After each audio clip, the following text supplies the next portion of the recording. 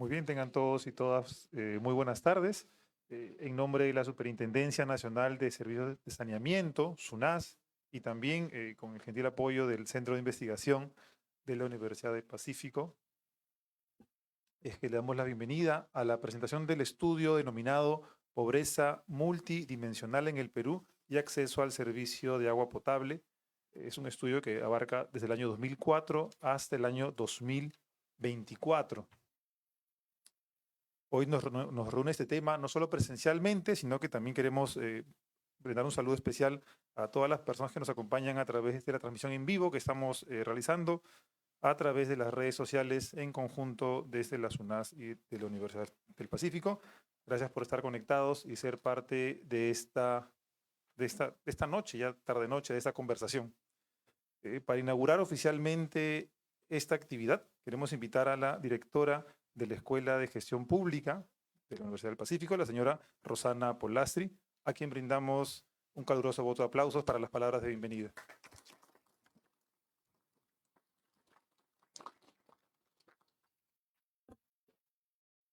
Bueno, muchas gracias. Bienvenidos. Buenas noches, creo que ya estamos cercanos a la noche. Bienvenidos a este conversatorio, esta presentación del estudio realizado por SUNAS, la pobreza multidimensional en Perú y acceso al servicio de agua potable, que fue realizado por la Gerencia General Camillac, ¿no? Quiero agradecer también a los panelistas, a nuestra moderadora y a todo el público presente que hoy nos está acompañando para escuchar sobre este interesante estudio. SUNAS es un socio muy importante para nosotros. Venimos trabajando con SUNAS hace bastante tiempo. Justamente ahora, durante la Semana de Innovación para la Maestría de la Escuela de Gestión Pública, tenemos a SUNAS apoyándonos con un caso. Estamos haciendo una metodología de Design Thinking y SUNAS por segunda vez se ofreció voluntariamente a trabajar con nosotros y presentar un caso para nuestros alumnos, ¿no? Y eso confirma la importancia que le da SUNAS a pensar de una manera estratégica en lo que respecta a políticas públicas, en cómo diseñar esas políticas públicas, cómo ser más efectivos, cómo focalizar mejor sus intervenciones. Y este estudio, pues, mirando a lo que es la pobreza multidimensional, lo que ayuda a SUNAS es a tener una mayor legitimidad en esa rigurosidad del estudio, ¿no? Es decir, con los hallazgos que obtiene, que pueden ser de cierta manera un poco evidentes, en el sentido que sabemos que el acceso a agua potable es un elemento muy importante para el bienestar de la población, pero te da elementos de ponderaciones de esta importancia, y creo que deja ahí en el estudio algo que puede servir para hacer algo más adelante, ¿no? Y que lo voy a decir al final. Em, el gran desafío que yo creo que veo hacia adelante después de este estudio, ¿no?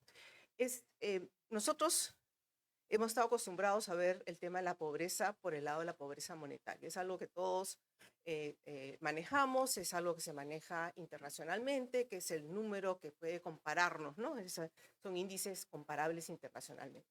Luego vino un momento en el cual en la comunidad de investigadores de desarrollo económico y lo que yo llamo los pobretólogos, empezamos a ver más las necesidades básicas insatisfechas, y luego ha venido este índice de pobreza multidimensional. ¿Y por qué es importante? Porque entender esas dimensiones de la pobreza y cómo afectan a cada individuo te permite, pues, tener una mejor granularidad en cómo tú intervienes en tus políticas públicas y cómo las diseñas, ¿no? Así que este es un estudio muy pertinente. Ahora, ¿hacia adelante qué? ¿No? Porque el gran desafío de estos índices de pobreza multinacional es que si se quedan solo sectorialmente, no maximizamos su impacto. Es importante que sea sectorial al interior de una institución, al interior de un sector, cómo atender estas brechas que existen en el acceso a agua potable, en otros casos educación, salud, para poder minimizar el riesgo de caer en la pobreza o para contribuir a la reducción de la pobreza. Pero estas dimensiones que vemos que afectan a la pobreza interactúan, ¿no? Tienen una interacción. Y entender cómo interactúan creo que es bastante importante porque con eso maximizas el impacto en la pobreza. Entonces, la contribución de SUNAS es hoy mirando a SUNAS como entidad, pero su contribución a poner este tema en discusión es también muy importante porque hay que entender cómo el combo de las políticas públicas para reducir la pobreza, cómo se pueden hacer ese combo para poder tener mayor impacto, ¿no? Así que recuerdo un amigo que trabajaba conmigo en una entidad anterior que hablaba de la acupuntura del desarrollo, ¿no? Es decir, cómo tocar nódulos y romper nódulos y esos nódulos en esa dimensión, distintas dimensiones de pobreza, ¿no? Así que terminé de leer el estudio y me dejó esas preguntas, ¿no? ¿Cómo hacemos? ¿Cómo podemos contribuir en una siguiente etapa a mirar cómo esta combinación de las distintas dimensiones puede tener un mayor impacto en la reducción de la pobreza? Así que los felicito, es una gran contribución lo que ustedes han hecho, demuestra la importancia que le dan al trabajo riguroso, la importancia que le dan a tener políticas basadas en evidencia y también la importancia que le dan a que en su entidad se dediquen a trabajar, a investigar, a pensar y no resolver solamente los fuegos que tenemos en el escritorio, en el día a día, en el sector público, ¿no? Este espacio de poder pensar es tremendamente valioso y nos fortalece como instituciones, ¿no? Y también fortalece a todo el personal que trabaja en instituciones en las cuales les da esa importancia, ¿no? Así que nada, solamente nuevamente felicitarlos y esperemos que tengamos una interesante discusión y de que aquí salga algo más para adelante. Tenemos en el Centro de Investigación de la Universidad del Pacífico una cantidad de profesores, investigadores de muy alto nivel que podríamos pensar hacia adelante cómo mirar a esa multidimensionalidad y cómo maximizar ese impacto y romper esos nódulos que hacen que la pobreza no se mueva rápidamente. Bueno, gracias.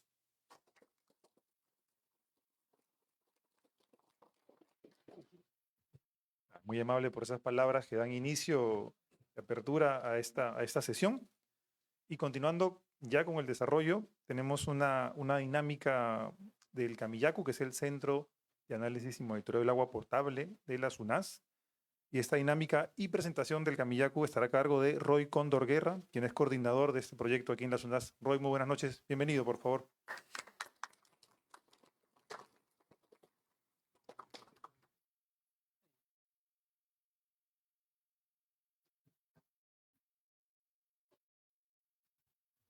Muy buenas noches con todos. En primer lugar, agradecidos por la ilustre visita de todos los aquí presentes y también por aquellos que están viéndonos desde nuestras redes sociales. Bueno, quiero empezar haciendo una introspección, ¿ya? Vamos a hacer el siguiente ejercicio. Todos aquí presentes vamos a representar a la población peruana. Por favor, si pueden revisar en sus bolsas, le hemos compartido unas tarjetas. En sí hay un sobre. Entonces, primero les invitamos a que abran el sobre, por favor. En el sobre van a encontrar una tarjeta de un color en particular. Exactamente. Tarjeta roja o tarjeta azul, ¿no? Algunas tarjetas tienen una marca de X, entonces lo que va... bueno. Aquí van a ser los visores, los videntes. Ya. Entonces, los que están atrás, por favor, todos saquen la tarjeta, ¿no? Y por favor, levanten, ¿no? Levanten la tarjeta y muestren, por favor, todos los que estamos aquí adelante, vean hacia atrás todas las tarjetas. Y por favor, no les va a tomar mucho tiempo, pero les quiero pedir que no bajen la mano. ¿Ya? ¿Está bien? No bajen la mano. Excelente. Bien. Lo que pasa es que muchos de los que estamos aquí presentes, ¿no? Conocemos familiares, tenemos vecinos y conocidos que, digamos, tienen acceso a servicios y acceso a oportunidades o capacidades, ¿no? Por ejemplo, pueden acceder a un hospital de manera inmediata, pueden tener una educación de manera inmediata, pueden tener agua de manera inmediata. Sin embargo, hay conocidos y amigos que no tienen, o mejor dicho, tienen carencias de estas facultades. Entonces le voy a pedir a todos aquellos que tengan tarjeta azul que por favor bajen la mano. Los que tienen la tarjeta roja, no. ¿No? Roja, exactamente. Entonces, cada tarjeta roja representa a un conjunto de compañeros de nosotros, de peruanos, que efectivamente no tienen muchas carencias, mejor dicho. No tienen acceso a salud oportuna, no tienen acceso a educación adecuada, viven en zonas donde pues tienen que esconder el celular, su mochila para llegar del trabajo a su casa. ¿De acuerdo? Sobre este conjunto, el día de hoy nos vamos a enfocar en un subconjunto. ¿De acuerdo? Nos vamos a enfocar en aquellos que no tienen, además de todo lo anterior, agua. Entonces le voy a pedir que miren sus tarjetas rojas y bajen solo aquellos que no tienen una X. Y aquellos que tienen la X, por favor, levanten la tarjeta lo más alto que puedan y les vamos a pedir que lo mantengan ahí durante toda la exposición. No se preocupen, no. Pero si nos ponemos en retrospección, es una carga, ¿no? Es una carga que, digamos, limita nuestras capacidades o nuestras funcionalidades como seres humanos y buscamos qué cosa, desde un punto de vista de la economía del bien común, un mejor bienestar. Entonces, esto, bueno, muchas gracias, pueden bajar la mano, nos obliga a tener instituciones y políticas que busquen mejorar o en favor del bienestar general. Nuevamente, todos los que estamos presentes y los que están viendo el video conocen, tienen algún conocido o han visto a alguien que tiene estas carencias. No somos, digamos, miopes a esta realidad. Sin embargo, el día a día, hay veces genera esta miopía, ¿no? Yo me centro en mis problemas y me olvido que hay personas que no tienen estas necesidades. Entonces, quiero ser un poco tumbalafiestas y, digamos, sentarnos un poco en la carencia que como Estado tenemos. Primero, más de 3 millones de peruanos no tienen acceso a una red pública de agua potable, ¿no? De estos más de 3 millones, más del 50%, ¿no? Esto, digamos, hace 4 años pensábamos que estaban en las zonas rurales. Sin embargo, hoy por hoy, este bolsón está en las zonas urbanas. ¿Pero dónde? Están en las zonas periurbanas, digamos, en las zonas donde está creciendo la ciudad. Y lo importante de esto es que nos ayuda a reenfocar que el tema de cierre de brechas sí es un aspecto que como ciudad o como parte de la consolidación de una ciudad es algo que debemos resaltar. Hay ciudades como por ejemplo La Rinconada, centros poblados como los asentamientos en La Rinconada, en el sur de Lima, o en el nuevo Pasamayito que conecta Comas y San Juan del Lurigancho. Pero también hay ciudades más grandes, por ejemplo, tenemos Cañete, más al sur está Nuevo Cañete. Y todo Nuevo Cañete tiene más de 15.000 personas y toda la ciudad en particular no tiene una red. Se abastecen de camiones cisternas o de pozos. Y un aspecto también que es importante mencionar es que incluso, ¿no? En general, viendo nuevamente toda la población, el 61% de todos los peruanos no tiene, digamos, el agua correctamente clorada dentro de sus hogares. Y esto abre otra dimensión de la discusión de hacia dónde debemos llegar como responsables de políticas públicas o responsables de programas, ¿no? Muchas veces asumimos el papel y vemos nuestras funciones según nuestro ROF y decimos, mi función llega hasta aquí. Pero nos olvidamos que todo está dentro de una cadena de valor y el fin último es el bienestar social. Entonces, preocuparnos si la persona o el niño que toma agua directamente del caño del colegio, porque quien no ha tomado agua directamente del caño del colegio, tenga al menos la seguridad de que tiene agua correctamente clorada. Otro aspecto importante que también debemos señalar es que, si bien es cierto, hay un esfuerzo muy importante por cerrar las brechas, ¿no? Hay inversiones de ampliación de redes de agua. Lamentablemente, la velocidad con la que vamos no está alcanzando la velocidad con la que crece la demanda de agua, ¿no? Y como consecuencia tenemos pues un gran periodo, más de 5 años, donde la brecha se mantiene alrededor del 9%. Otro aspecto importante es que, bueno, lo anterior era solo agua, pero en saneamiento estamos aún más rezagados. Y finalmente, incluso aquellas personas que tienen acceso a la red, hay 1.5 millones que tienen menos de 6 horas promedio al día. O sea, tienen agua los martes y los jueves de 10 de la mañana hasta 12 del mediodía, ¿no? Entonces, es una realidad que nos obliga, pues, nuevamente a entender que el sector saneamiento como tal tiene un gran reto. Y si bien es cierto, nuestra política nacional de saneamiento sí lo tiene mapeado, hay algo que todavía no estamos logrando conectar, ¿no? Si bien nuestros planes ya tienen metas de cerrar nuestra brecha, la ejecución no está cerrando esa brecha, esos planes que teníamos en mente. Entonces, es importante, digamos, advertir en el momento adecuado cuando no estamos logrando los objetivos que nos habíamos planteado. Y para advertir que no hemos logrado estos objetivos, es importante, Micherry, ¿no? El monitoreo y la alerta adecuada. Entonces necesitamos repotenciar los centros de monitoreo. ¿Por qué? Porque sabemos que el agua tiene un efecto multidimensional y es justamente lo que vamos a demostrar el día de hoy. Respecto al tema de monitoreo, en las UNAS, en diciembre del año 2022, instalamos un centro de monitoreo donde básicamente nos concentramos en sistematizar toda la información que teníamos en la institución y en otras instituciones. Comenzamos a generar mapas, sistemas, dashboard, que ahora empezamos con un mapa que mostraba puntos, ahora tenemos mapas que muestran polígonos, ¿no? Entonces es un esfuerzo que de verdad están invitados todos ustedes para conocer el Camillaco. ¿Qué hemos hecho? Sin embargo, con toda esta información la estamos sistematizando y estamos elaborando productos que también queremos compartir. El año 2023, por ejemplo, después de la recopilación de toda la información, de todos los papers que hablan sobre el impacto del agua sobre las diversas funcionalidades, hemos hecho un documento que se llama El Buen Dato SUNAS, donde de alguna manera lo que queremos es que esos papers y que quiero mencionar, el paper que vamos a demostrar, generalmente si lo llevamos a nuestros familiares, ¿no? A nuestros vecinos, pues lo van a ver, no lo van a leer en su totalidad y simplemente le van a decir, ¿y esto para qué me sirve? Hay que ser sinceros. Entonces, el Buen Dato lo que hace es traducir ese paper a un lenguaje más cotidiano. Y como pueden ver ahí abajito, dice, el hecho de tener agua potable puede disminuir el hecho de que tengas diarrea en un tanto por ciento. Y está el mapita del vasito golpeando el virus. En el año 2024, ya con este enfoque, digamos, de ver el impacto del agua, sacamos un documento que es el impacto del agua sobre la pobreza monetaria. Este es un ejercicio más descriptivo que busca caracterizar a los pobres que no tienen agua potable. Y este año queremos presentar con orgullo, y ya doy pase a los expositores, este estudio que es la pobreza multidimensional y el acceso al agua potable. Yo les doy muchas gracias por la atención y espero que por favor tengan muchas preguntas, porque cuanto más preguntas hagamos, vamos a repotenciar todo lo que aquí estamos escuchando. Muchas gracias.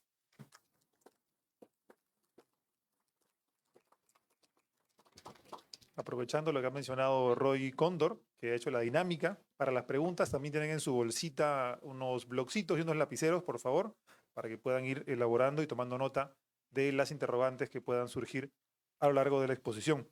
Muy bien. Ahora sí, para presentar este estudio, Pobreza Multidimensional en el Perú y Acceso al Servicio de Agua Potable, contamos con dos de los investigadores, que son Anthony Velázquez Pérez, quien es analista del Camillaco. Por favor, Anthony, nos ponemos de pie. Y también Alejandro Pérez, quien es estudiante del doctorado en Economía en la Universidad de Manchester. Muy bien. Buenas tardes, por favor, los dos aquí al frente para que el público pueda reconocerlos.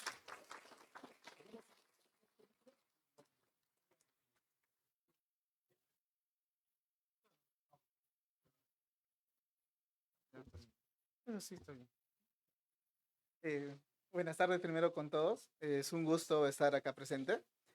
Hoy día me toca presentar justo la primera parte, la parte tanto de los objetivos que estábamos buscando inicialmente cuando empezamos a realizar este estudio, y la parte de los datos y la metodología a la cual hemos embarcado, ¿no?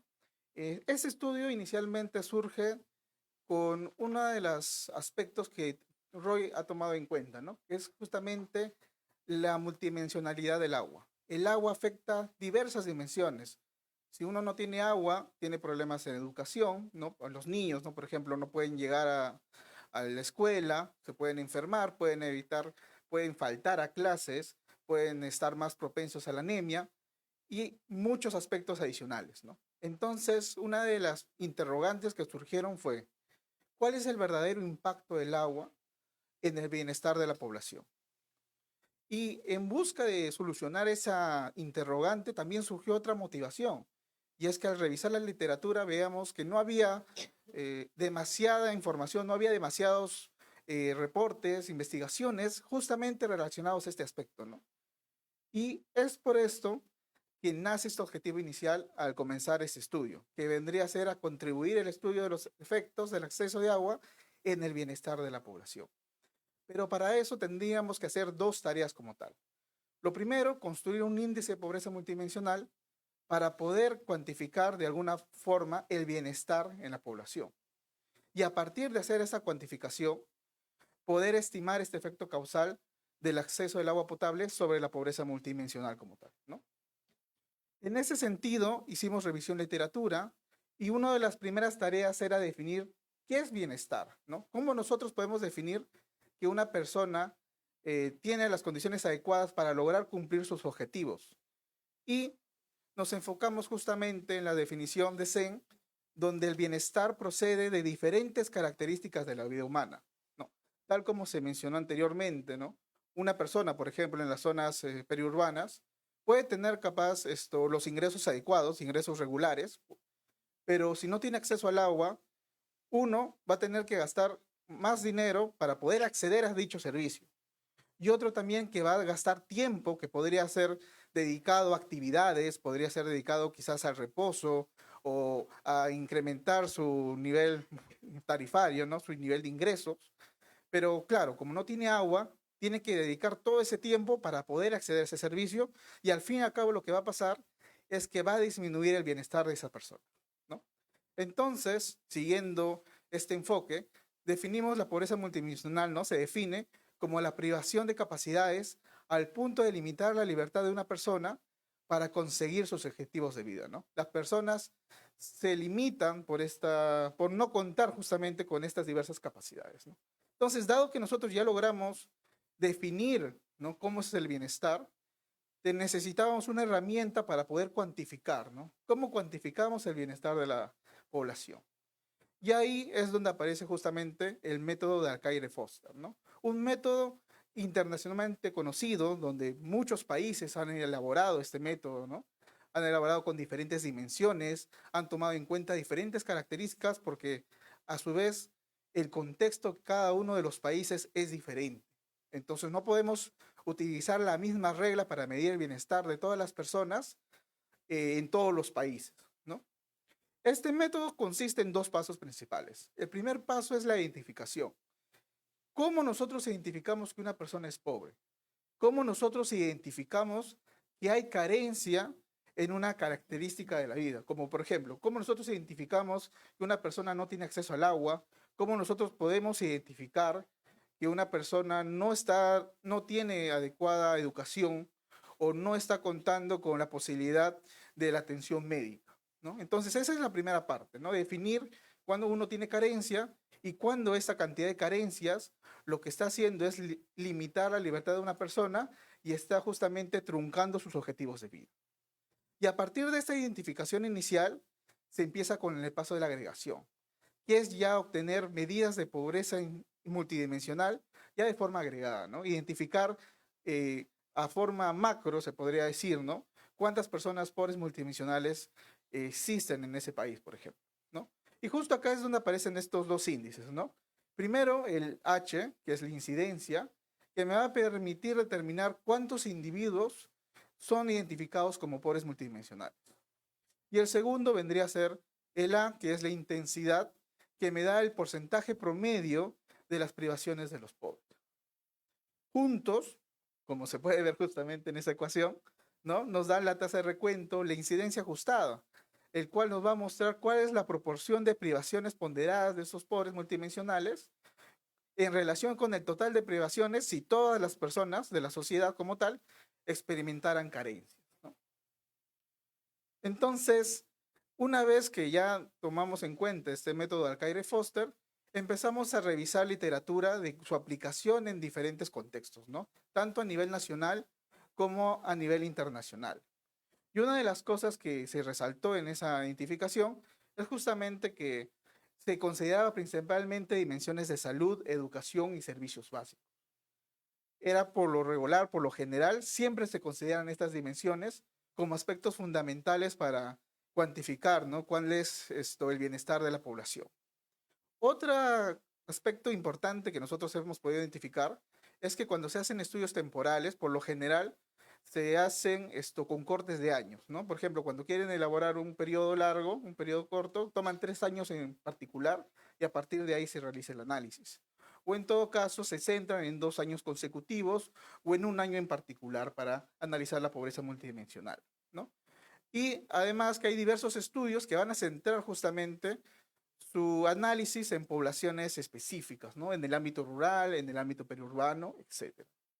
Entonces acá es una de las fortalezas de nuestro estudio, ¿no?, que justamente para ese pequeño granito de la literatura que existe, ¿no?, que es justamente que nosotros estamos abarcando un periodo de tiempo continuo, ¿no?, de 20 años, desde 2004 al 2024, para justamente analizar esta pobreza multidimensional y el efecto causal que puede ocasionar el acceso al agua, ¿no? En ese sentido, los datos que nosotros estamos utilizando vendrían a ser el del ENAO, la Encuesta Nacional de Hogares, del 2004 al 2024. Hemos priorizado, ¿no?, mantener los indicadores, tratar de tener los indicadores constantes para justamente poder analizarlos en cualquier periodo del tiempo. Y adicionalmente se ha tomado la estrategia empírica, ¿no?, de poder, como dije inicialmente, primero calcular el índice de pobreza multidimensional, donde este estudio primero se hace a nivel de hogar, pero es interpretable a nivel del individuo, ¿no? Nosotros identificamos la pobreza a nivel de hogar, pero los resultados son a nivel de individuo como tal. También, con respecto a los indicadores que nosotros estamos utilizando, fueron 16, y dado que en el Perú aún no hay una métrica oficial por parte del gobierno sobre la pobreza multidimensional, tomando en cuenta esta metodología de Acaire y Foster, lo que hicimos es tomar como referencia los indicadores del tablero de control, ¿no? Utilizamos los tableros de control, empezamos a revisar dichas informaciones, dichos indicadores, y a partir de ahí determinamos 16 indicadores que se encuentran divididos, agrupados en 6 dimensiones, ¿no? La dimensión de salud, educación, vivienda, servicios básicos, el empleo y la gobernabilidad, ¿no?, la gobernanza. Asimismo, hemos determinado un umbral de pobreza del 38%, es un umbral moderado, ¿no?, que quiere decir que si el peso promedio de las privaciones es del 38% o más, ya podemos considerar que una persona es considerada pobre, ¿no? Cabe recalcar que en el estudio, adicionalmente, hemos realizado análisis con pesos diferenciados, ¿no?, justamente para poder tener un poco más de robustez en los resultados que se logran como tal. Por último, ¿no?, una vez que ya hemos realizado la estimación del índice de pobreza multidimensional, estamos con la evaluación de impacto, ¿no?, la metodología de la evaluación de impacto. ¿Qué es lo que se busca acá? Lo que se busca es poder comparar, ¿no?, entre personas, hogares que cuentan con características similares, poder comparar cuál es el efecto del acceso al agua justamente en la pobreza multidimensional, ¿no? Lo ideal es que todas las personas sean aleatorizadas, ¿no?, para poder calcular el impacto. Sin embargo, dado que no se puede garantizar esto en la encuesta como tal, lo que se ha aplicado es justamente un modelo de ajuste de regresión con ponderación de probabilidad inversa, ¿no?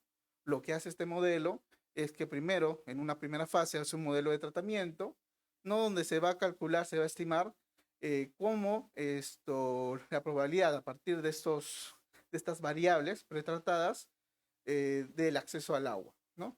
Y en una segunda fase, se toma en cuenta la ponderación con respecto al inverso de la probabilidad de ese tratamiento observado, ¿no? Esto permite hacer una robustez en la estimación justamente del efecto que se está generando. Para este estudio, lo que nosotros hemos realizado es tanto esta metodología para un caso binario, es decir, con el acceso al agua, y adicionalmente se está tomando en cuenta una metodología con multicategorías, ¿no?, según el multitratamiento, se podría decir.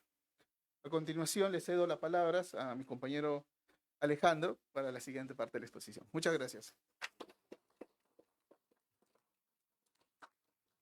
Buenas noches con todos. Gracias por el pase. Es un gusto tenerlos aquí. Como bien lo mencionaba Anthony, nuestra metodología contempla dos secciones. Primero, el cálculo del IPM y segundo, lo que más nos interesa, la evaluación del impacto del acceso al agua.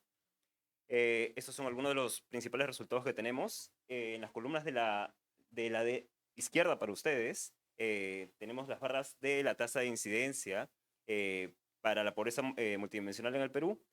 Como pueden observar, a lo largo del periodo de análisis que tenemos un periodo bastante ambicioso, lo máximo que hemos podido explotar con la Encuesta Nacional de Hogares, desde el 2004 a 2024, una tendencia hacia la caída de la pobreza multidimensional bastante importante, sobre todo bastante consistente con el periodo del boom de los metales durante, bueno, que acabó el 2014, luego una ralentización de la reducción de la pobreza, y finalmente a lo largo del periodo iniciado con la pandemia, el 2020, una estabilización del indicador que básicamente se ha mantenido hasta que el 2024 tenemos un índice, una tasa de incidencia del 44%, es decir, de acuerdo a nuestras estimaciones, el 44% de la población peruana es pobre multidimensional. Lo que tenemos en la parte derecha, en las columnas rojas, es el índice ajustado, como lo mencionaba Anthony, es el índice que ya considera, asimismo, el peso de las privaciones agregadas, ¿no? En este caso, el indicador baja a 21.3, pero básicamente el indicador más interpretable es el que ustedes tienen a la izquierda, y ese es el que es comparable también con las medidas tradicionales de pobreza monetaria. Este es un poco el resumen de las contribuciones que hace cada una de las 16 indicadores agrupadas en 6 dimensiones al cálculo del índice de pobreza multidimensional. Como ustedes pueden ver en la columna de colores de la izquierda, es la del año 2004, los principales indicadores que contribuían a la pobreza multidimensional durante ese año son indicadores sobre todo relacionados a privaciones sobre vivienda y servicios básicos. A lo largo de los años, las contribuciones de estos indicadores han cambiado hasta que el 2024, como ustedes pueden observar, los indicadores y dimensiones que ganan preponderancia son los relacionados al empleo y a los de salud. Esto es, digamos, interpretable sobre todo en el contexto post-pandemia, en el cual muchas de las personas que estaban ocupadas digamos, se han visto precarizadas en su trabajo y muchos también han digamos, obtenido más problemas de salud. Lo que tenemos en el gráfico de la izquierda es la comparación en la línea azul, la pobreza multidimensional, y en la línea roja, la pobreza típica monetaria, ¿no? Como ustedes pueden ver, la evolución de las dos pobrezas, en este caso, durante este periodo de 20 años ha sido hacia la reducción. Sin embargo, como se puede observar, la pobreza multidimensional es superior a la pobreza monetaria. Esto quiere decir que si es que miramos a los pobres solamente desde una mirada desde el gasto, como se lo mide actualmente con el INEGI, digamos, estaríamos subestimando el grado de privaciones que la población está sufriendo al considerar muchas más dimensiones. Asimismo, otro tema que también llama la atención es que la pobreza monetaria, la línea roja, es mucho más susceptible a los ciclos o choques externos. En este caso, la subida que ustedes pueden ver alrededor del año 2020 es la que se produce después con el primer año de pandemia. Tiene que ver con pérdida de trabajos, cierre de escuelas, de hospitales. Entonces, en comparación, la pobreza multidimensional, si bien es cierto, no sube tanto, pero se mantiene en su nivel, ¿no? Y eso es básicamente lo que observamos hasta la actualidad. En los gráficos de la derecha, es uno de los principales gráficos que también tenemos con respecto al cálculo de pobreza multidimensional, y tiene que ver con cuáles son las limitaciones que tiene ver a los pobres solo desde una mirada, digamos, monetaria. Y lo que podemos observar si se concentran, por ejemplo, en la segunda, primero en el 2004 de la población total, el 14% fueron pobres que de acuerdo a la pobreza monetaria eran no pobres. Sin embargo, estas personas, si es que las vemos desde un punto de vista multidimensional, resultan ser pobres, pero en muchas más privaciones. Lo que nos está diciendo esto es que la pobreza monetaria tenía dificultades para identificar adecuadamente a los pobres. Y sin embargo, como ustedes pueden ver, ese número, 14%, el 2024 se traslada a 27%. Esto, en conclusión, lo que nos está diciendo es que a lo largo de los años, ver a los pobres solo desde un punto de vista monetario es insuficiente para, digamos, considerar en su verdadera dimensión al bienestar de las personas. esta heterogeneidad que veíamos entre la pobreza monetaria y multidimensional también es observable a nivel de departamentos, como ustedes lo pueden ver. En la parte de la izquierda tenemos, a ver, en puntos azules a la pobreza multidimensional y en puntos rojos a la pobreza monetaria. Lo que tenemos en el gráfico de la izquierda es la situación del 2004. Como ustedes pueden ver, para muchos de los departamentos del país, los dos puntos de pobreza eran bastante similares, estaban cercanos, es decir, más o menos se movían juntos. Lo que observamos al año 2024 es que se separan. Existe una divergencia entre las dos medidas a lo largo del tiempo y esto es mucho más palpable, por ejemplo, en regiones como Piura, en las que, como ustedes pueden ver, sobre todo en el segundo gráfico, estos dos puntos se separan mucho más. Asimismo, se tiene a Cajamarca, entre otras regiones. Entonces, lo que tenemos hasta el momento es solo la medida de la pobreza multidimensional. No es nuestro principal objetivo, pero era un punto necesario para poder abordar ahora sí la evaluación de impacto.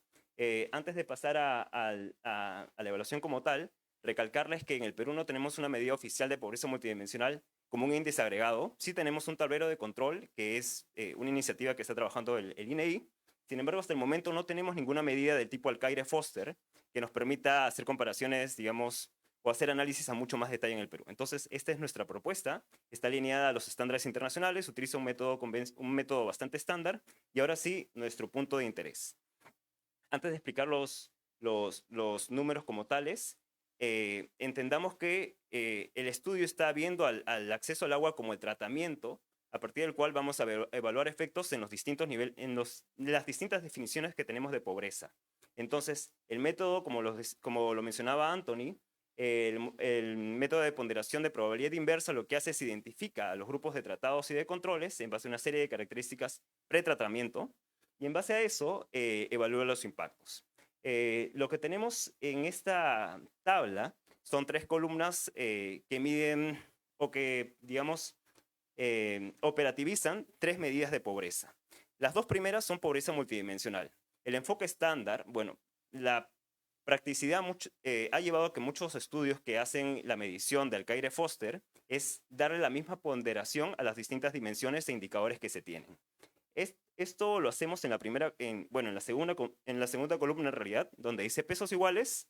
Luego tenemos pesos diferentes, que tiene que ver con la priorización subjetiva que ha hecho la población a partir de una pregunta que identificamos en el ENAO sobre los principales problemas del país. Y finalmente, lo que tenemos en la última columna es la pobreza monetaria. Entonces, con el método de ponderación de probabilidad inversa, los efectos se ven a través de este coeficiente que está en la fila de ATET, que es el efecto promedio en los tratados. ¿Cómo lo vamos a interpretar? En primer lugar, consideremos que todos los coeficientes son negativos, es decir, el acceso al agua, después de controlar por variables pretratamiento, reduce la incidencia de la probabilidad de ser pobre, en conclusión. En resumen, ¿y cómo lo vamos a interpretar? El P0min es la probabilidad que tiene una persona que no tiene acceso al agua, tiene de ser pobre, ¿no? Entonces, una persona que no tiene acceso al agua tiene una probabilidad de 72%, viendo la segunda columna, de ser pobre. Cuando incorporamos como un tratamiento el acceso al agua, esta probabilidad se reduce en 36 puntos porcentuales. Es decir, si nos concentramos solo en la segunda columna, la probabilidad de ser pobre multidimensionalmente bajaría de 72% a más o menos un 35%. Este es el efecto que tiene el agua en este primer análisis que estamos teniendo. Cuando hacemos un análisis, digamos, de sensibilidad y también de robustez, utilizando pesos diferenciados para priorizar a las dimensiones del cálculo, el efecto es similar, es negativo también. El efecto que tiene el agua es una reducción de 24 puntos porcentuales en la probabilidad de ser pobre. Sin embargo, también observamos un efecto negativo y significativo para el caso de la pobreza monetaria, pero mucho menor. Es decir, el agua, como lo mencionaba Anthony en la introducción, tiene efectos que son mucho más allá, o que van más allá del aspecto solamente monetario. Tiene que ver con acceso a salud, tiene que ver con el alcance que pueden lograr en niveles educativos, inclusive derechos, digamos, políticos, que es mucho más difícil que una persona que no tiene acceso al agua pueda, digamos, adquirir o reclamar. Lo que tenemos en este siguiente gráfico es esa evaluación. A ver, lo que estamos mostrando aquí es solo el resultado que tenemos para el 2024. A lo largo del documento que ustedes van a poder acceder en la página de la SUNAS, van a poder analizar estos resultados a mucho más detalle. Tenemos digamos, las estimaciones para el 2004, 2014, y lo que les mostramos en este gráfico de aquí son los efectos para cada año de los 20 años de información que tenemos. Como ustedes pueden ver, a ver, el eje horizontal que tenemos en la parte superior es 0, quiere decir que todos estos efectos son negativos. Es decir, el acceso al agua tiene un efecto significativo y negativo en la reducción de la pobreza en las 3 medidas que tenemos aquí: pobreza monetaria, pobreza multidimensional con pesos iguales y con pesos distintos. Y este efecto se ha ido, digamos, reduciendo a lo largo del tiempo, habiendo sido mayor el 2004, cuando, como les decíamos, la contribución que hacían los indicadores y dimensiones relacionados a vivienda y saneamiento y servicios básicos era mayor. Sin embargo, el 2024 sigue siendo importante aún. Finalmente, lo que les queremos mostrar también es el efecto cuando consideramos otras formas de acceso al agua, digamos, de menor calidad, si lo podemos ver así. Lo que hemos visto en la primera tabla de las relaciones que les mostramos es el acceso a través de red pública. Es el acceso convencional que tienen las personas, digamos, conectadas al sistema público o a un pilón. Lo que vamos a hacer ahora es considerar a esas personas que considerábamos que no tenían acceso. Vamos a sacar el grupo de ellos digamos, que se conectan, entre comillas, a través de cisterna o pozo. Y lo que encontramos es que, si bien es cierto, encontramos también un efecto negativo de este acceso un poco más precario. No es significativo, por ejemplo, cuando analizamos con pesos diferentes. Y lo que encontramos es que cuando nos concentramos solo en red pública o pilón versus los que no tienen acceso y retiremos a los de pozo o camión cisterna, el efecto es inclusive mayor. Un 42 puntos porcentuales de reducción en la probabilidad de ser pobres. Entonces, las conclusiones a las que llega este estudio es, recapitulando en primer lugar, este es, digamos, el granito de arena, como decía Anthony, que queremos hacer a la literatura. Sabemos que han habido bastantes investigaciones, estudios que se han centrado en sobre todo, cuantificar a la pobreza multidimensional en el país. Hemos tratado digamos, abarcar el periodo más amplio posible con la principal encuesta que se tiene en el país, la ENAO, y a partir de eso no solamente medir a la pobreza multidimensional, sino también evaluar el impacto que tiene el acceso a servicios básicos a la reducción de esta. Como les comentaba, la estimación que tenemos de pobreza multidimensional es 44% en el país. Está alineado a estudios previos, ha utilizado la metodología estándar para el cálculo del IPM, y lo que encontramos es que es superior a la pobreza monetaria.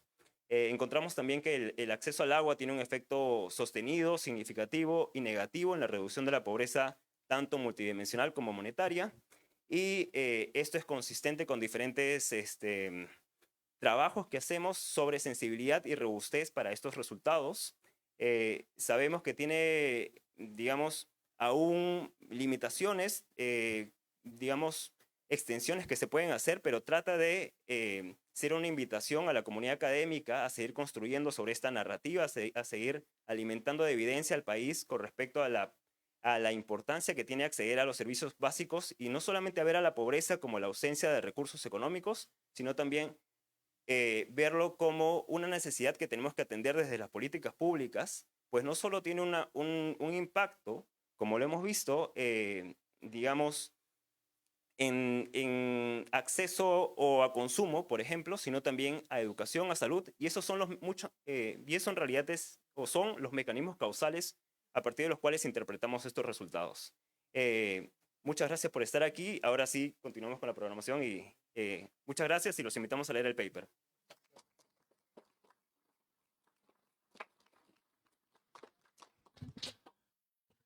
Muy bien, gracias a ambos en realidad por lo que han podido explicar de manera clara. Han sido bastante, bueno, las gráficas nos van un poco cargadas por momentos, pero han sido bastante claros con sus exposiciones.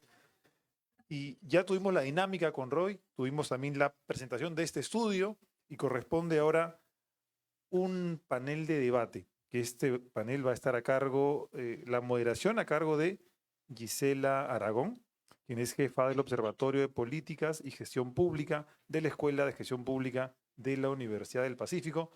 Muy brevemente les comento que ella es también máster en Administración Pública en Desarrollo Internacional por la Universidad de Harvard y tiene maestría y licenciatura en Economía por esta casa de estudio por la Universidad del Pacífico. Así que Gisela, por favor, nos cálido voto de aplauso, por favor, y le invitamos a sentarse aquí al frente del escenario. Sí, está perfecto, para que pueda dirigir el panel. Voy a comentarte que estarás acompañada también de la señora Elsa Galarza, quien es profesora principal del Departamento Académico de Economía y miembro del Centro de Investigación de esta Universidad del Pacífico, magíster en Economía Agrícola en Iowa State University, en Estados Unidos, con estudios de especialización en temas ambientales. Y para no extenderme, comentar que ha sido ministra del Ambiente y viceministra de Pesquería y Ministerio de Producción. Por favor, muy buenas noches, bienvenida también aquí al frente del escenario. Nos acompaña también María Alejandra Ormeño, quien es jefa de Políticas Públicas del IP, Instituto Peruano de Economía. Cuenta con maestría en honores en Gobernanza, Desarrollo y Políticas Públicas por el Instituto de Estudios del Desarrollo, IDS, de la Universidad de Sussex. Además, licenciada en Economía también por la Universidad del Pacífico. Así que, María, por favor, buenas noches, bienvenida. Contamos con la presencia también del señor Mauro Gutiérrez Martínez, quien es presidente ejecutivo de la SUNAS, licenciado en Economía por la Universidad Nacional Mayor de San Marcos, magíster en Economía por la Universidad de Chile y candidato a doctor en Economía por la Pontificia Universidad Católica del Perú. Señor Mauro Gutiérrez, buenas noches, bienvenido también aquí a este panel. Antes de dejar a Gisela con el control de este panel, comentarles que tenemos una quinta integrante, que es Carolina Trivelli, que por motivos propios de la agenda no puede estar presencialmente, pero no quiso ausentarse y nos ha dejado su participación de manera audiovisual. Si me permiten, le voy a dar acceso al video, por favor. Un segundo. Hola, buenos días. Mil disculpas por no poder acompañarlos en este evento. Me hubiera encantado poder estar de manera presencial y compartir con ustedes algunos comentarios sobre este interesante artículo, este documento, tratando de indagar sobre el potencial que tiene la provisión de agua potable sobre la pobreza. En primer lugar, quiero felicitar a los autores porque no solamente presentan una mirada amplia de la pobreza, tanto monetaria como multidimensional, sino que exploran con mucho rigor cómo construir y cuál es la utilidad y el valor de tener una mirada más amplia, no solo monetaria o no solo multidimensional, sino complementaria de las distintas formas en las que la pobreza afecta a las distintas poblaciones en el Perú. Lo segundo es que el tema del agua es crucial. Como sabemos, no hay ninguna posibilidad de desarrollo e inclusión social sin agua, pero no cualquier agua, sin agua segura, sin un sistema de saneamiento que asegure condiciones sanitarias en las viviendas y en las comunidades adecuadas para el desarrollo de la vida, de los niños, de los adultos mayores, del desarrollo de oportunidades. Indispensable que vayamos más allá del solo acceso para indagar realmente cuál es el impacto asociado a la provisión de agua potable. Es cuando el agua es segura, es cuando se cuenta además con un sistema de saneamiento adecuado, que es lo que genera más y mejores oportunidades, qué es lo que reduce enfermedades, qué es lo que contribuye a la reducción de la anemia y de la desnutrición crónica infantil. Agua segura, saneamiento de calidad son fundamentales, son pilares fundamentales de cualquier esfuerzo de desarrollo social. El documento busca explorar cuál es el impacto del agua, de la provisión de agua potable sobre la pobreza. Creo que ahí todavía hay bastante más espacio para discutir. Creo que sería interesante agregar al documento una suerte de discusión de cuál es la teoría de cambio, ¿no? Cuando hay una provisión de agua potable, que yo creo que debería ser además agua segura, o agua segura más saneamiento adecuado, para una comunidad, ¿qué es lo que cambia en esa comunidad? Cambian los indicadores de salud, cambian los días de personas enfermas, cambian las necesidades de cuidado, cambian los tiempos para obtener el agua, cambia el gasto que tienen que hacer las familias para convertir agua de cualquier tipo en agua segura, etc. Y eso es lo que tiene impacto en la pobreza, ¿no? Aquí estamos mirando en ese artículo solo los dos extremos, más agua potable y menor pobreza, pero creo que hay que discutir estos mecanismos a través de los cuales esto sucede. Lo otro es, tengo un poquito de problemas con el indicador multidimensional en el cual queremos ver cuál es el impacto del agua, del mayor acceso a agua potable sobre el indicador multidimensional, cuando el indicador multidimensional incluye una variable sobre acceso a agua potable. Quizá habría que sacar ese indicador para ver cómo más agua potable se correlaciona con otros de los indicadores y permite movimientos y cambios en los otros indicadores y a través de ello incide en una menor pobreza multidimensional. El esfuerzo es sumamente valioso, creo que hay una discusión muy interesante en la que todos debemos involucrarnos y debemos comenzar ya a hablar no solamente de más y mejor acceso a agua potable, sino más y mejor acceso a agua segura, a sistemas de saneamiento de calidad adecuados a las condiciones de vida de la población, que eso es lo que tiene un real impacto en las oportunidades de desarrollo, en la inclusión, en las perspectivas de vida de los ciudadanos. Nuevamente mis disculpas por no poder acompañarlos, pero felicito el esfuerzo y espero que sigamos dialogando sobre el rol que juega el agua en la mejora de las condiciones de vida de la población y de todos los peruanos. Muchas gracias. En la mejora de las condiciones de vida de la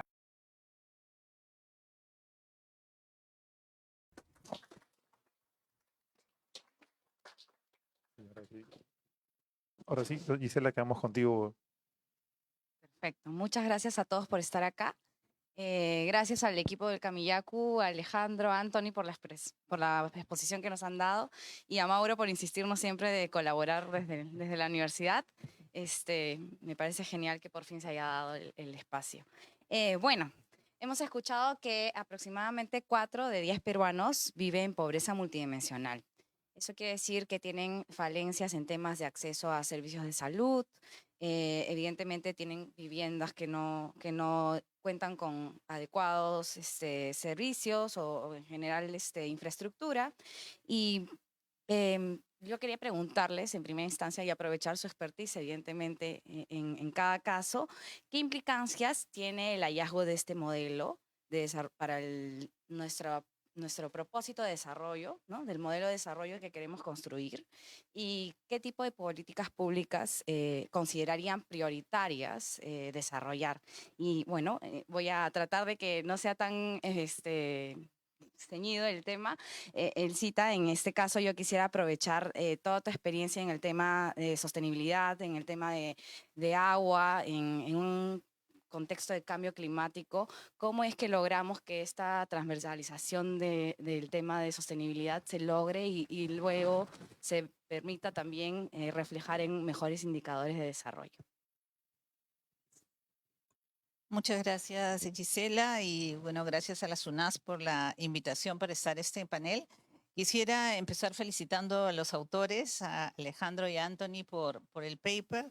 Creo que nos abre justamente una serie de futuros trabajos de investigación que son muy interesantes sobre un tema en particularmente que creo no tiene en la política nacional la importancia realmente que debe, ¿no? Y creo que hoy día ustedes nos han dado con los resultados, justamente han dado en el clavo. Nos han dicho, el agua es vital, no solamente para el crecimiento económico del país, porque es importante para todas las actividades económicas más importantes por las cuales se basa nuestro crecimiento, sino también para la salud de la población, para el aumento de la productividad, ¿no es cierto? Y para el bienestar general. Entonces, creo que este sí es un trabajo que valdría la pena tomar como inicio para continuar el desarrollo.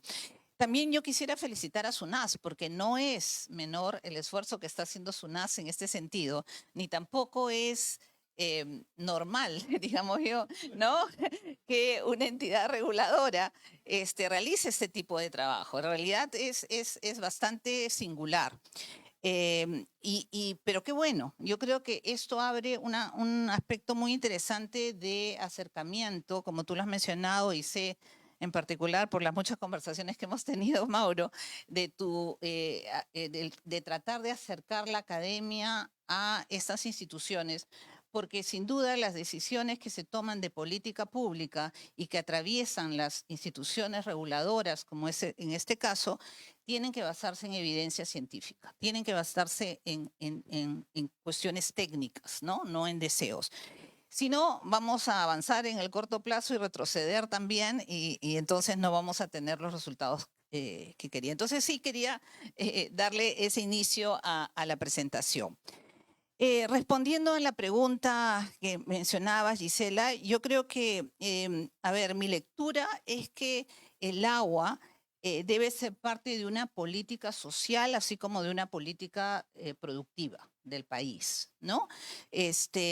Justamente nosotros acá en el Centro de Investigación estamos por sacar una serie de documentos que le llamamos Agenda 2026 para justamente discutirlos con nuestros nuevos candidatos a la presidencia y todos sus equipos. Y justamente el tema que estoy trabajando es agua como un activo estratégico para el desarrollo del Perú. Así que este paper me ha caído, pero así, exacto, pintado.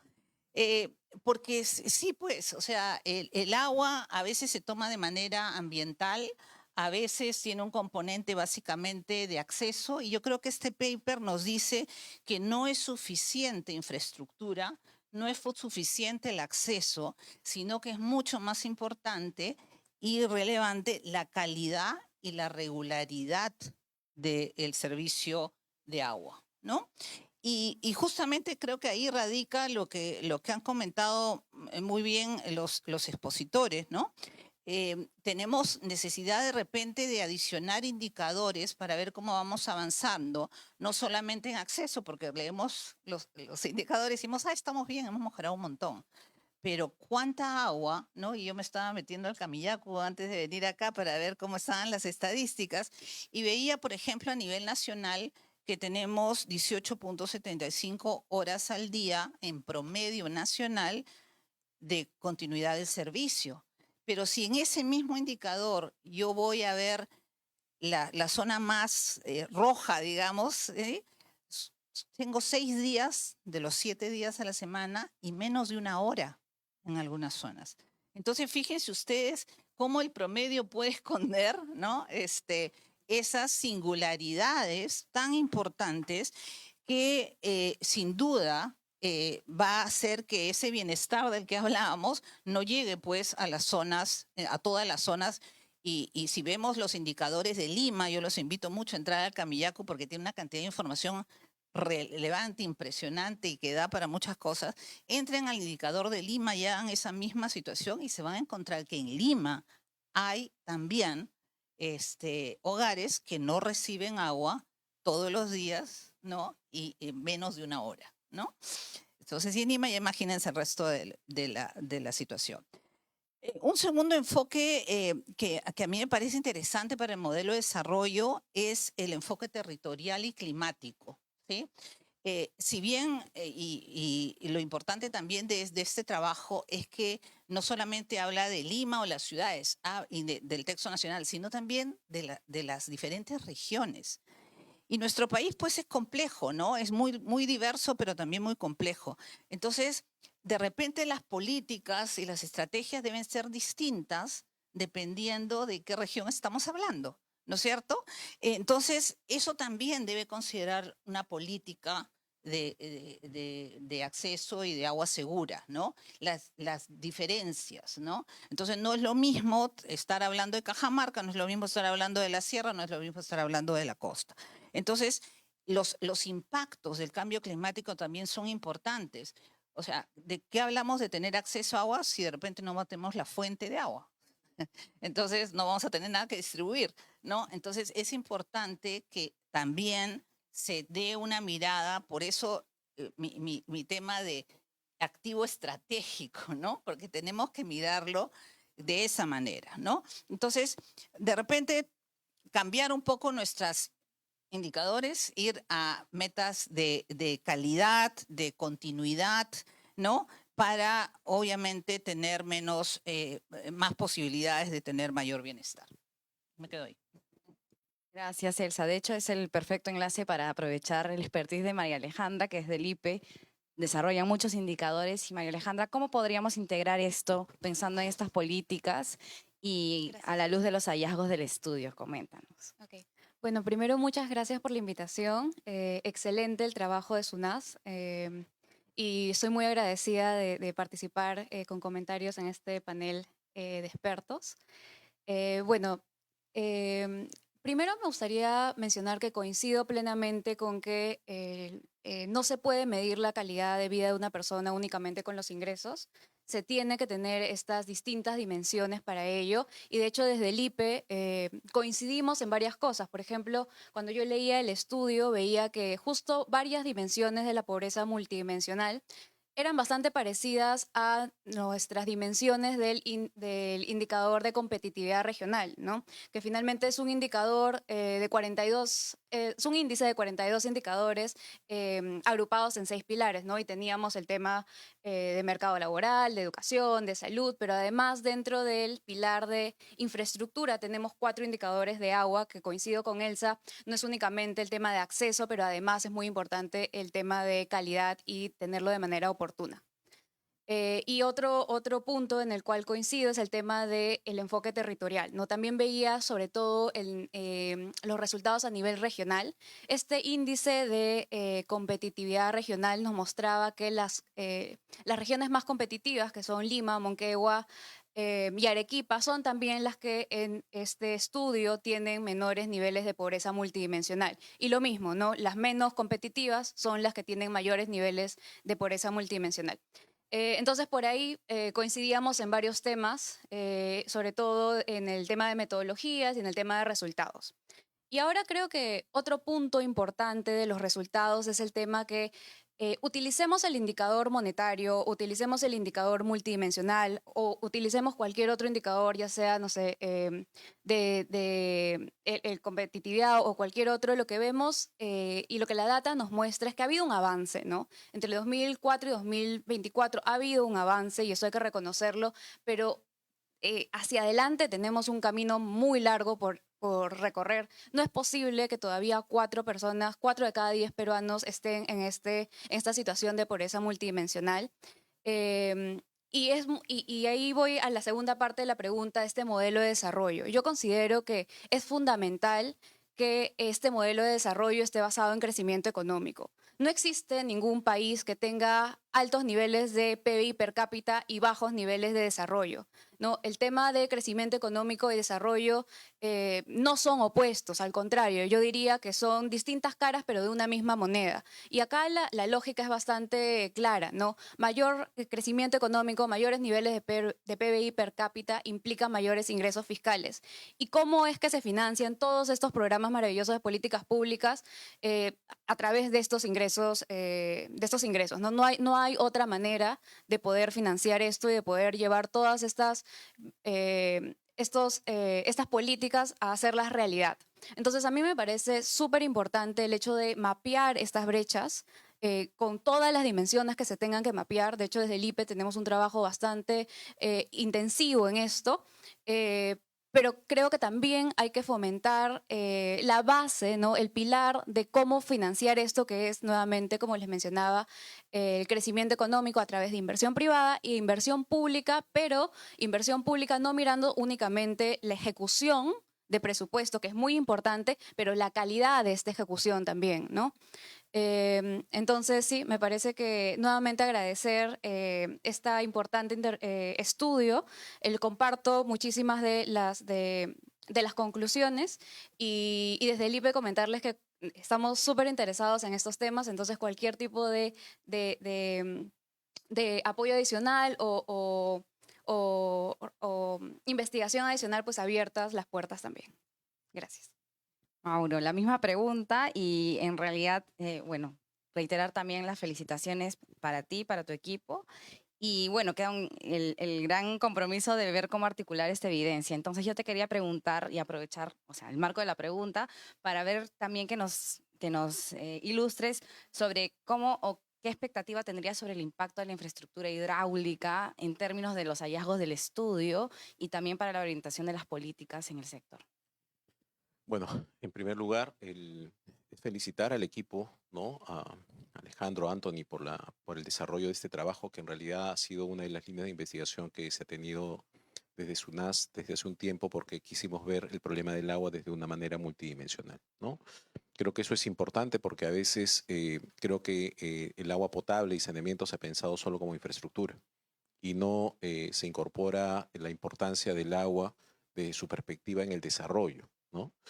Em, y creo que eso es relevante porque cuando se piensa que es a veces un gasto o es parte de una política social que ayuda solo a nivelar el piso, perdemos de vista que es una inversión que tiene una rentabilidad enorme en el desarrollo, ¿no? Eso para empezar creo que es importante de entender. Y si es que no entendemos estos efectos, estas externalidades en salud, externalidades en educación que genera el tener el acceso de agua, y saneamiento, ¿no? Vamos a poder entender que el agua es un elemento estratégico, ¿no? Si nosotros miramos la asignación de presupuesto actualmente nacional de la importancia del agua y saneamiento, este históricamente ha estado en el orden, si bien ha aumentado desde el año 2010 hasta el año 2024, se ha multiplicado por varias veces. Si lo miramos en términos de participación porcentual, este ha oscilado entre el 2 y 3% del presupuesto público. Si lo relativizamos en términos del PBI, hablamos que esto muchas veces ni supera el 0,5% del PBI. Entonces, cuando lo ponemos desde esa perspectiva, tenemos que entender que el agua muchas veces es este actor medio olvidado de la competitividad, ¿no? Hay que ver que y tomando en cuenta más incluso nuestros niveles de informalidad que tiene el país, ¿no? En las zonas periurbanas que tienen economías informales, el hecho de no tener el acceso al agua los limita significativamente porque, en primer término, limita su capacidad de producción. Pero segundo, también hace que aumente sus vulnerabilidades. Una familia que no tiene la posibilidad imagínense, si depende de trabajo informal y ese día el niño se le enferma, simplemente ese día no se trabaja y si no se trabaja, los ingresos van a estar afectados. Coincido con lo que mencionaba Carolina, por ejemplo, en términos de esta relación causal, pero lo cierto es que el agua, ¿no? Tiene un impacto directo en el tema de la pobreza, ¿no? Metodológicamente hablando, ¿no? Sí es cierto, existe mucha discusión sobre este tema, ¿no? A veces podría decirse que 4 de 10 es bastante, podría ser 3 de 10, lo que fuese, pero hay que mirar la tendencia, ¿no? Creo que la tendencia independiente de los estudios nos muestran que ha habido una desaceleración y tenemos que ver cómo acelerar la reducción de la pobreza, tanto en pobreza monetaria como en pobreza multidimensional, lo que se observa es de que hay una reducción en la velocidad en la que se está cayendo. Y esto creo que es central, ¿no? Por eso más que concentrarme cuando discutíamos, porque finalmente la discusión del indicador adecuado es cuántas dimensiones incorporamos, cuál es el número de carencias que se va a señalar y a veces nos quedamos en la discusión sobre esos umbrales para determinar la pobreza, pero independientemente de cómo se establezcan estos umbrales, lo que se observa en todos es la misma tendencia, ¿no? Disminución progresiva, un periodo donde hemos tenido el superciclo de los metales, luego el tema se ha estancado. Y no significa que no se esté invirtiendo en agua y saneamiento, ¿no? Cada año se invierte más o menos 5.000 millones de soles en agua y saneamiento. Pero también, y ahí rescato lo que se mencionó, el crecimiento de las ciudades es impresionante. Y también un elemento que a veces olvidamos, la pobreza cada vez tiene una cara urbana, ¿no? Una cara periurbana. Yo creo que hay que señalarlo así, periurbana, ¿no? ¿Por qué? Porque si nosotros miráramos cuántas conexiones se han hecho desde el año 2017 a la fecha, es más o menos 3,5 millones de personas que han conseguido tener conexiones, pero el número de personas que se ha crecido en el mismo periodo es casi de 3,6. Entonces se netea, ¿no? Yo el otro día conversaba con el equipo, es como estar pagando una deuda y solo estar pagando los intereses. Entonces, es muy importante el cambiar la ecuación, entender que hay una necesidad de acelerar los procesos de inversión para poder reducir los tiempos de inversión en los proyectos de inversión de agua y saneamiento que muchas veces duran entre 10 a 15 años, ¿no? Entonces, eso es un reto importante para repensar y efectivamente ver cómo tenemos que acelerar este proceso. Pero también surge la pregunta, y a la luz de este tema de acelerar, ¿de dónde vamos a sacar la plata? ¿No? ¿No? Entonces, mucho también, y ese es otro de los temas que yo invito a discutir, se dicen, las tarifas en el Perú de agua son bajas, ¿no? O el regulador debería ponerlas más altas. El tema es que tiene que estar asociada a las inversiones. ¿Cuánto más podrían ser las tarifas? Y si es que esas tarifas alcanzarían para el cierre de la brecha. Y justamente en un estudio anterior que analizábamos este tema, que es uno de los temas que a mí nos interesa, porque si bien es cierto, se ha señalado que hay un problema, que es el tema del acceso laboral, la pregunta es cómo, de dónde vamos a sacar los recursos para este fin. Y lo cierto es de que los volúmenes requeridos requerirían, si es que solo fuera autofinanciado el sistema, en algunas ciudades se tendrían que multiplicar las tarifas por 10. Entonces, ahí sí importa y es relevante pensar de una manera un poquito más abierta, como cuando hablamos, por ejemplo, de una APP, ¿no? En APP no nos escalofriamos al decir que hay que cofinanciar, ¿no? Pero hay que cofinanciar de manera eficiente, ¿no? En términos de encontrar cuál es la mejor tecnología en tiempo, en la prestación de los servicios para poder atender esa necesidad. En los sistemas de agua muchas veces no se explicita eso, ¿no? Se tiene la duda si es autosostenible, autofinanciado o va a tenerse que cofinanciar, pero lo cierto es que cuando miramos otros modelos de desarrollo que han tenido aplicaciones y cierre de brecha, y a veces uno cuando dice Chile tiene el temor de decir cuál es el modelo que ha seguido de Chile, pero lo cierto es que su cierre de brecha de Chile tuvo un componente de inversión pública muy fuerte, pero que fue de la mano junto con inversión privada posteriormente, para tratar de ir de la mano, cobertura por un lado y por otro lado eficiencia. Y ese es otro de los temas que tenemos que abordar, que va por el lado de cómo también hacer eficientes a los prestadores en un contexto de cambio climático. Y una cosa para cerrar, el otro día con el equipo también mostrábamos y tomábamos con la información del censo del año 2017, pusimos todos los distritos a nivel nacional y comenzamos a cargar los distritos en función de los distritos de mayor población a los menores de población. Cuando cargamos al 75%, nos llevamos con la sorpresa que parecíamos que éramos Chile. ¿Por qué?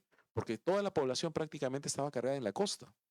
Y la costa va a ser justamente, volviendo al tema de cambio climático, ya de por sí es la zona donde menor precipitación existe y ahí se requiere más infraestructura hídrica. Y ahí voy a la última parte de la pregunta. Es necesario que se entienda toda esta infraestructura hídrica como activo, ¿no? Que favorece a otras actividades económicas como la agricultura, pero no se puede perder de vista que las ciudades también son un motor de desarrollo.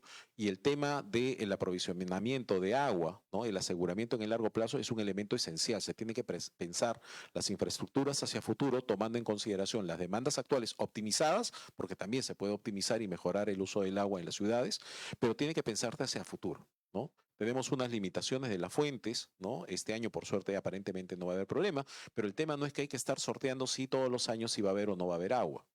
El año pasado ya pasamos un problema en el caso de Piura, y Piura es una zona de alto crecimiento, pero Lima tampoco está exenta porque pertenece o estamos en un desierto, ¿no? Entonces, es importante ver que si queremos crecer, asegurar, reducir nuestra vulnerabilidad y la vulnerabilidad de las personas que están en situación de pobreza mayor, independiente de cómo se defina esta, necesitamos asegurar justamente fuentes de agua adecuadas, acceso adecuado y también calidad del agua, que no solamente es tener una cantidad de horas, sino asegurar que los parámetros finalmente de potabilización general y de aseguramiento, mínimo el tema de cloro, se asegure tanto en las zonas urbanas como en las zonas rurales y periurbanas. Muchas gracias.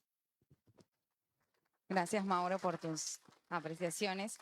Bueno, tras la revisión del documento y bueno, tendremos la oportunidad de leerlo con más detenimiento ya. Nos van a dar los links probablemente posterior a la presentación. Yo quería preguntar a nuestro panel, bueno, un poquito exprimirlos, empezar en pensar en esas estrategias efectivamente de política y también cuál sería el rol de los actores que estamos en medio, academia, sector público, sector privado, sociedad civil. ¿Cómo vemos? Porque sabemos que el agua que es tan estratégica también tiene una complejidad en su gobernanza. Entonces, bueno, en primera instancia, escuchamos a Elcita. Gracias. Bueno, yo diría, a ver, tres elementos importantes. Yo partiría de una visión política de largo plazo respecto del agua. Yo creo que sin eso estamos perdidos porque nuestros esfuerzos van a ser probablemente no de la magnitud de las que se requiere.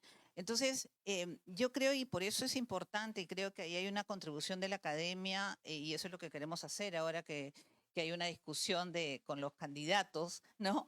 De realmente, justamente, hacerles ver y hacerles entender este tipo de estudios para que puedan tener una visión de largo plazo de cómo vamos a gestionar el agua para que realmente podamos tener no solamente una sociedad con un mayor bienestar, sino también viabilidad de muchas de nuestras actividades productivas que necesitan el agua, ¿no? En un contexto, como ya se ha dicho, de cambio climático, se agrega una capa adicional de dificultad que tenemos que tener en cuenta. Esto va a implicar recursos, va a implicar la propia gestión de los diferentes, de las diferentes fuentes de agua, ¿no es cierto? Y es necesario entonces tener esa visión de largo plazo, en primer lugar. ¿Quiénes ahí? El Estado, sin duda, pero también, ¿no es cierto?, la academia, la sociedad civil, que puede hacer ver la importancia del recurso. Un segundo aspecto, Mauro, tú lo has tocado, es la parte de mecanismos financieros. Yo creo que eso es muy importante. Nosotros tenemos que discutir el tema del precio del agua. El precio del agua en el Perú, históricamente, ha estado más relacionado al costo del servicio que a su valor de escasez, ¿no? Nosotros economistas siempre decimos que el precio de los bienes está en función de cuán escaso es. Pónganse a pensar ustedes, un bien más escaso va a tener un precio mayor, sin duda. Y si yo les pregunto hoy día, ¿saben ustedes cuánto pagan por metro cúbico de agua en su casa versus si saben cuánto pagan por su plan de celular? Yo les estoy seguro que todos saben cuánto pagan por el plan celular, pero no saben el metro cúbico de agua, ¿no? ¿Y por qué es eso? Porque eso refleja para nosotros, individuos, agentes económicos, el valor del recurso. Entonces, eso es importantísimo, porque eso va a significar que todos vamos a tener una mejor conciencia de la eficiencia del uso de ese recurso que tiene un valor escaso. Entonces, esa discusión tenemos que tenerla. Yo creo que siempre se ha evitado, pero tenemos que tenerla ya. Y seguido a eso también el tema de financiamiento. ¿Cómo vamos a financiar toda esa infraestructura? Yo decía antes que la infraestructura no es suficiente, pero sin duda es necesaria, ¿no es cierto? Entonces hay que hacer infraestructura, pero hay que tener mecanismos innovadores.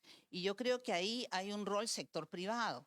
Tú lo has mencionado, las APP, las obras por impuestos.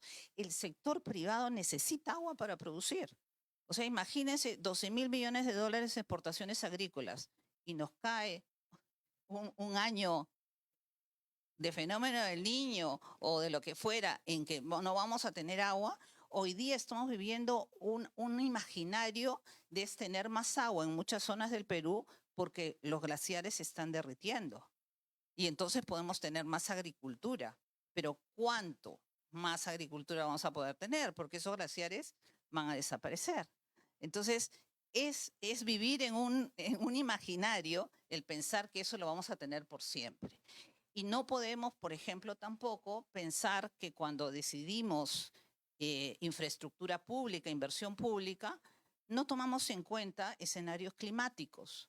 O sea, yo digo, es como decir, no, el clima va a ser igual. O sea, viene un niño, que no va a ser igual. Entonces, la infraestructura también tiene que tener un componente de riesgo climático implícito para saber cómo la hacemos, dónde hacemos, qué cosa hacemos.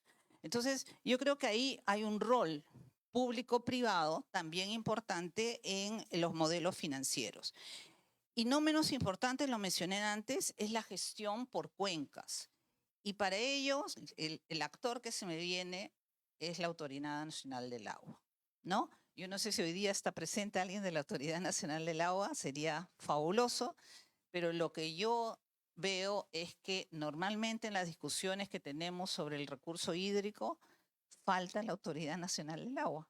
Entonces, la autoridad debe ser la institución que guíe esta visión estratégica de país respecto al agua. Entonces, tenemos que trabajar en mejorar esa institucionalidad que nos permita hacer justamente ese manejo de cuenca.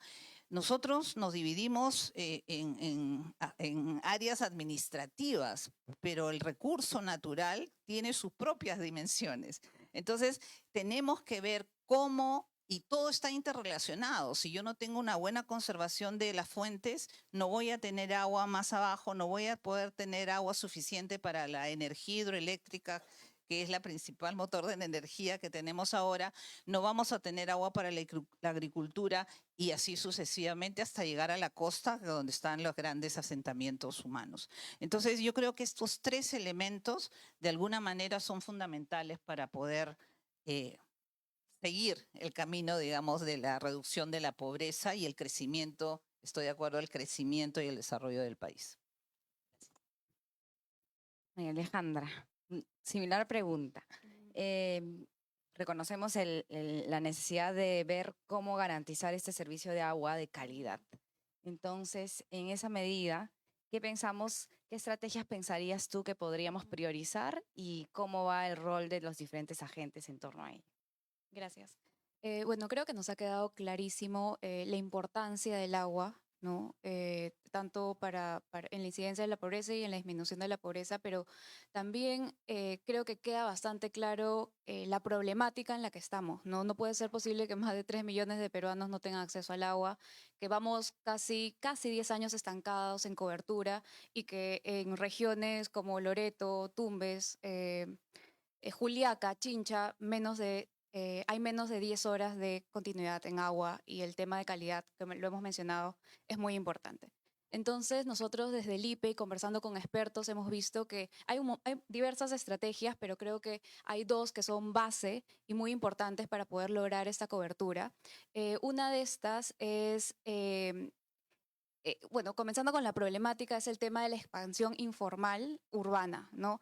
Que se hace muy costoso y lo que veíamos era que, claro, se llega a tener cobertura en cierto lugar, pero luego al costado vemos que hay esta expansión informal y hay que decirlo también, invasión ilegal, donde se va creando un nuevo problema y finalmente no vamos a llegar nunca a una cobertura total si es que no hay una buena planificación urbana. Consideremos que actualmente 3 de cada 5 viviendas urbanas no tienen acceso a cobertura de agua, ¿no? Ese es un tema que me parece fundamental, base, ¿no? Para la estrategia de acceso al agua. Y otro tema es el fortalecimiento de la gestión de las EPS, sobre todo regionales, ¿no? Justo veíamos y analizábamos en el IPE el tema de la ejecución y veíamos que en los últimos 10 años las EPS regionales han ejecutado solamente 34% de su presupuesto. Entonces ahí la problemática es bastante clara, ¿no? Hay un tema no solamente de un presupuesto y una brecha de infraestructura y financiera bastante amplia, pero también hay una brecha en capacidades, ¿no? No solamente, o sea, imaginemos que recibimos la plata, ¿no? Crecemos al 8% y recibimos los ingresos. ¿Cuál es la capacidad de estas instituciones para poder implementar todos estos proyectos, ¿no? Yo creo que es bastante limitada. Entonces, pasando del problema a la solución, creo que es muy importante el tema de fortalecimiento de capacidades. Nosotros le llamamos como el shock de gestión, ¿no? Tiene que haber este fortalecimiento de capacidades de las instituciones públicas, pero en particular de las regionales. Y creo que este tema no es un tema solamente de infraestructura en agua, creo que lo vemos en bastantes sectores y es bastante importante. Y me parece muy importante el tema que mencionaban acá de las tarifas, pero sí veo que políticamente puede ser un poco complicado. Entonces, tenemos que ver quién se va a comprar el pleito ahí, ¿no? Y sí saludo bastante de manera positiva el estudio previo que se hizo, que lo pude revisar, donde se sinceran un poco estas tarifas, ¿no? Sí. Gracias, María Alejandra. Y bueno, para cerrar nuestra segunda ronda y ya también nuestro evento, Mauro, la misma pregunta. Más o menos ya nos habías avanzado la respuesta, pero de repente puedes dar hincapié en cómo esta gobernanza del agua puede realizarse de una manera más efectiva para lograr estos resultados esperados de calidad. Elsa, justo has hecho la pregunta que siempre hago, me has robado la pregunta. Yo siempre pregunto cuánta agua consumen, ¿no? Y la gente no sabe, ¿no? Cuando les digo, les doy umbrales, ¿no? De cuánto creen que consumen, les digo, consumen 5.000 litros por mes. No, imposible, es demasiado. Y cuando les digo que en promedio cada hogar consume 15.000, dicen, no hay forma, ¿no? Y cuando se les pregunta cuánto pagan, tampoco tienen idea. Más en la zona urbana consolidada, llamemos así, si viven en un edificio, que terminan licuando ese pago con el pago del elevador, ¿no? Son conscientes cuánto es lo que se está pagando por el agua, que es un elemento esencial y que nos damos cuenta de su importancia solo cuando se va, ¿no? Cuando no está presente, en ese momento nos damos cuenta de su relevancia. Pero ese drama es el que todos los días vive una persona que no tiene acceso al agua, ¿no? Em, un estudio una encuesta de hace varios años que hizo la SUNAS, nos mostraba que una persona que no tiene acceso al agua consume la tercera parte de lo que consumimos nosotros los afortunados de tener la red, ¿no? 5 metros cúbicos versus 15 metros cúbicos. Y lo que pagan en promedio por metro cúbico termina siendo 5 o 6 veces más de lo que se paga o lo que pagamos nosotros, que está entre 3 soles aproximadamente el metro cúbico y las personas en zonas no conectadas pagan 15 soles, 17, dependiendo de qué tan alto está, porque en función de si el camión llega o se lo dejan en un punto y luego se impulsa, el precio cambia, ¿no? Y eso a la vuelta de la esquina mirando cómo están en la zona de expansión. Y ese es un tema importante. Siempre se ha señalado, y creo que ese es uno de los elementos que se tiene que actuar, es efectivamente tener una visión común de lo que queremos. Si efectivamente queremos cerrar la brecha y en cuánto tiempo, ¿no? Creo que eso es, los planes no solo deben definir metas, sino la meta tiene que estar definida con tiempo, ¿no? Pero también digo, en el Perú, ¿no? Yo veo con optimismo mucho de las políticas actuales, ahora son un poquito más aterrizadas, ¿no? Se ponen metas, se ponen tiempos, se hace el seguimiento y la evaluación, pero en los últimos 20 años, hemos tenido planes, políticas, estrategias, líneas de trabajo y no sé qué otra cosa cada año. Nos inventábamos un documento y no sabíamos cuál es el que hay que seguir, ¿no? Y a veces eso hace que se confunda, ¿no? Que se redefina y al final vemos y seguimos igual, ¿no? Esto es como decir un alumno cuando le deja la tarea y le dices ya mañana lo traigo, ¿no? Y nunca la trae finalmente.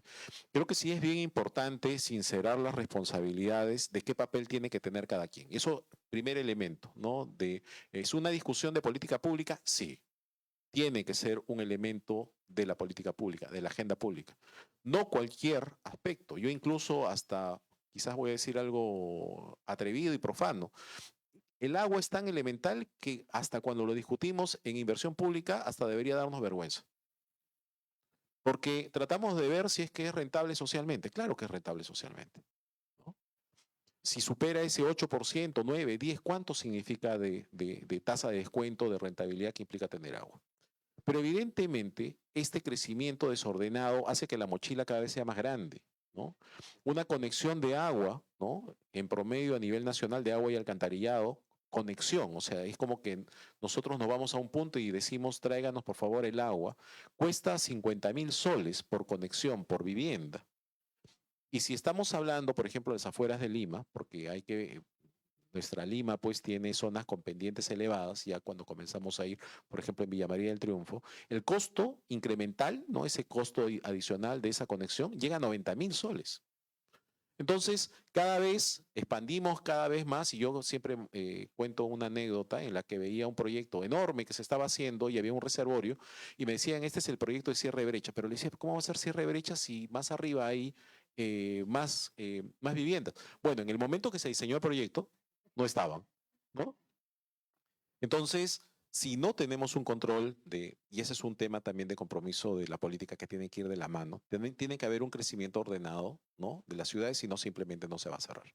Tiene que haber una clara determinación de responsabilidades, ¿no? Incluso el regulador, ¿qué papel tiene? ¿No? Buscar la eficiencia de las empresas, si es que estamos hablando del ministerio que genera la inversión, cuál es el papel y la velocidad que tiene que desarrollarse, pero también el tema de tener un sistema que monitoree ese avance que tiene que tener y de la mano tiene que ir, yo creo que tiene que ir de la mano el Ministerio de Salud, el Ministerio de Inclusión Social, por ejemplo, ¿no? Los distintos ministerios que participan y que de alguna manera también analizan y ven el impacto que tiene el agua, tienen que estar monitoreando cómo se va avanzando esto, ¿no? Creo que es esencial para que podamos ver si tenemos que acelerar la marcha para poder ir en esa línea. O incluso los ministerios de producción para tratar de ver qué zonas tienen problemas de productividad, ¿no? Que necesitan que se aceleren estas inversiones. Creo que eso es central, ¿no? Y además, cuando ya estamos hablando de la oferta, digamos, desde la perspectiva de recursos hídricos, sí tenemos que ser tenemos que desarrollar nuestra gobernanza, ¿no? Creo que a veces cuando hablamos solo de agua, ¿no? El peso lo tiene agricultura, ¿no? Y eso sí es importante de explicitar, ¿no? El sector de la ciudad, llamemos así, muchas veces aparece solo como un fin, ¿no? Los recursos hídricos como fin supremo, como privilegio, como usuario privilegiado, digamos, del agua, pero en la práctica, en la toma de decisiones no aparece. ¿No? Y sí, yo siempre los invito a mirar los ejemplos de Piura, lo del año pasado, o lo que pasó en Arequipa cuando hubo caída del acceso al agua. Evidentemente, el papel de las empresas prestadoras se ve limitado, ¿no? Y eso también implica a discutir cuál debe ser la gobernanza de estos prestadores, ¿no? Creo que efectivamente tenemos que, cuando se menciona el shock de gestión, sí es necesario a todos los niveles, ¿no? Pero también es importante ver quién está en la capacidad de enfrentar y de hacer las cosas a la velocidad que corresponda. Por ejemplo, una EPS, ¿no? Pensemos una EPS que brinda el servicio en Tarma. No sé si conocen Tarma, es una ciudad preciosa. Pero esta empresa, su facturación anual no superará los 10 millones de soles, ¿no? Y un proyecto que implicaría reformar toda el agua en la zona, colocar una planta de tratamiento de agua residual o de agua potable, fácil va a superar los 100 millones de dólares. ¿Qué capacidad puede tener para su desarrollo? ¿No? Entonces, es importante también tomar el toro por las astas y ver qué proyectos y quién lo tiene que gestionar y a qué velocidad y en qué tiempo. Yo creo que eso es central si queremos desarrollar, tener ese desarrollo y también ver en qué parte tiene que participar el sector privado, ¿no? Y hay que entender, y una de las cosas y una reflexión, ¿no? Creo que hay que entender que el agua es un elemento de desarrollo, ¿no? Y yo sí creo que tiene que tener en su lógica general, ¿no? de financiamiento como un sistema de tren eléctrico, que sabemos que tiene que estar cofinanciado, tiene que haber una lógica de cuánto tiene que estar cofinanciado, pero tiene que estar claro. Tenemos que decir cómo vamos a estructurar ese financiamiento, ¿no? Y esa tarifa tiene que ir de la mano justamente para ayudar ese proceso, pero también hay que entender que deben haber otras fuentes. Y esa tarifa tiene que determinarse técnicamente.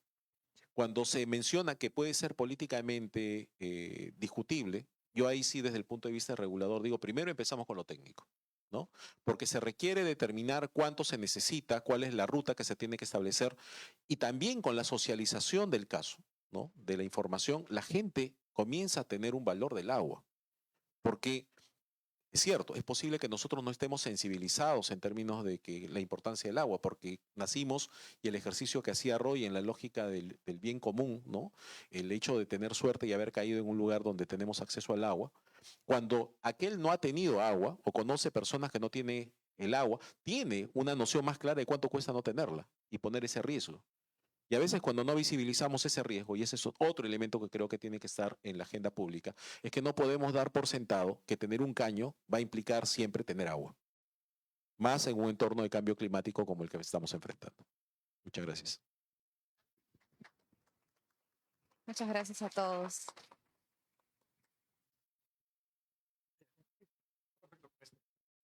Muy bien, a los integrantes del panel nuevamente, muchas gracias. Y queremos que por favor nos acompañen poniéndose de pie un instante para una primera foto, de sacar de sus lugares, por favor, un instante. Y luego haremos una segunda foto donde